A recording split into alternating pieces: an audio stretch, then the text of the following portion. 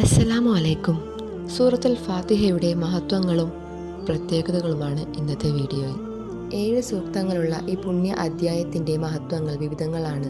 ഉബയ്യ് ഇബ്നു കഅബ് റളിയല്ലാഹു അൻഹുവിൽ നിന്ന് നിവേദനം, നബി സല്ലല്ലാഹു അലൈഹി വസല്ലം തങ്ങൾ പറഞ്ഞു, സൂറത്തുൽ ഫാത്തിഹയെ പോലെ തൗറാത്തിലോ ഇഞ്ചീലിലോ അള്ളാഹു ഇറക്കിയിട്ടില്ല. ഇമാം ഖുർത്തുബി റളിയല്ലാഹു അൻഹു പറയുന്നു, ഇബ്ലീസ് 4 തവണയാണ് അട്ടഹസിച്ചത്. ഇബ്ലീസിനെ ശപിക്കപ്പെട്ടപ്പോഴും സ്വർഗത്തിൽ നിന്ന് പുറത്താക്കപ്പെട്ടപ്പോഴും മുഹമ്മദ് നബി സല്ലല്ലാഹു അലൈഹി വസല്ലമയെ പ്രവാചകനായി നിയോഗിക്കപ്പെട്ടപ്പോഴും സൂറത്തുൽ ഫാത്തിഹ അവതരിപ്പിക്കപ്പെട്ടപ്പോഴുമാണത്. സൂറത്തുൽ ഫാത്തിഹ 20 പേരിൽ അറിയപ്പെടുന്നു.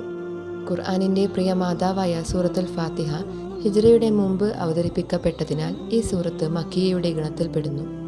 അനസ് റളിയല്ലാഹു അൻഹുവിൽ നിന്ന് നിവേദനം, നബി സല്ലല്ലാഹു അലൈഹി വസല്ലം തങ്ങൾ പറഞ്ഞു, ഖുർആനിൽ വെച്ച് ഏറ്റവും ശ്രേഷ്ഠമായത് അൽഹംദുലില്ലാഹി റബ്ബിൽ ആലമീൻ ആണ്.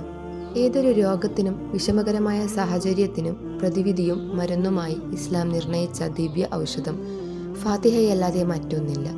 കാരണം സൂറത്തുൽ ഫാത്തിഹയുടെ മർമ്മമറിഞ്ഞ് പാരായണം ചെയ്യുന്നവൻ്റെ രോഗം ഭേദപ്പെടുത്താനും സമസ്യകൾക്ക് പൂരണം നൽകാനും ഫാത്തിഹ തന്നെ മതിയെന്നാണ് ഇസ്ലാമിക അധ്യാപനം.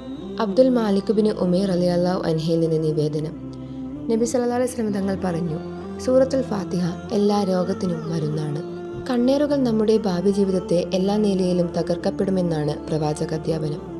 എൻ്റെ സമുദായത്തിൻ്റെ മരണകാരണത്തിൻ്റെ അധിക കാരണവും കണ്ണേറാണെന്ന് നബി സല്ലല്ലാഹു അലൈഹി വസല്ലം തങ്ങൾ പറഞ്ഞിട്ടുണ്ട്.